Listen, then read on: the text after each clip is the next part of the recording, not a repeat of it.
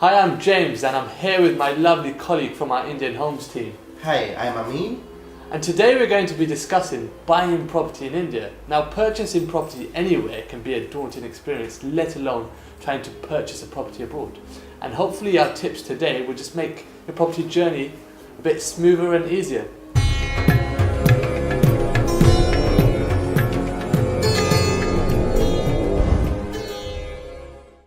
So where should we start? The budget? That's a good place, because a lot of people tend to assume that they're just buying the property and forget the additional cost. There are mainly few points we need to take into considerations, which are stamp duty, registration fees, brokerage fees, and then lawyer fees and notary fees. And just to elaborate on that, I mean, so with regards to stamp duty, what is the typical stamp duty that one would Typical have stamp to pay? duty is something like, it varies from state to state, but there is something around like 5 to 7%. Okay, And for registration fees, that is 1%. okay. And what's our registration fees exactly? Because we don't have that in the UK. Yeah, so basically, if you talk about the registration fees, it's something like the total property, the value of the total property is into 1%. So Okay. that's basically like, if imagine it's like 400,000 pounds. So the 1% of 400,000 Okay. So that's 5 to 7% for stamp duty. yeah, 1% for the registration yeah, fee. and The 1% for the brokerage. the brokerage fee. Yeah. So you have to pay Yeah, the agent out there too. yeah, And, we and need is, to do is, that. is Yeah. that typical?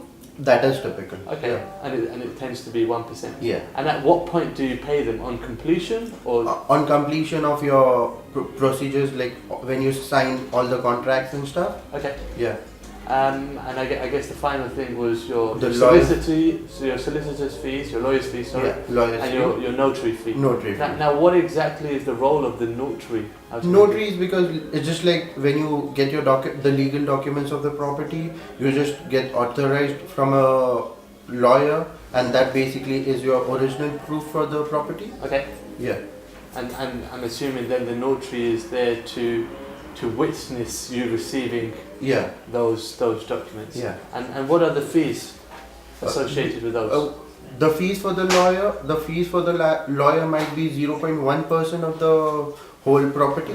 Okay. So typically when purchasing a property in India, you would have to budget an additional 8 to 9%, I would say. 8 to 9%. Okay, That's fantastic. right, So yeah. what's the next thing? Let's go on to location, right? Yeah.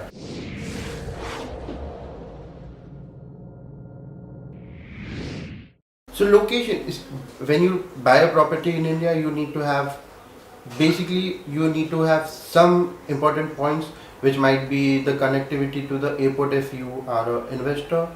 If you are just taking it for yourself, you obviously need to, like, if you are relocating yourself, you need to have the traffic control into mind.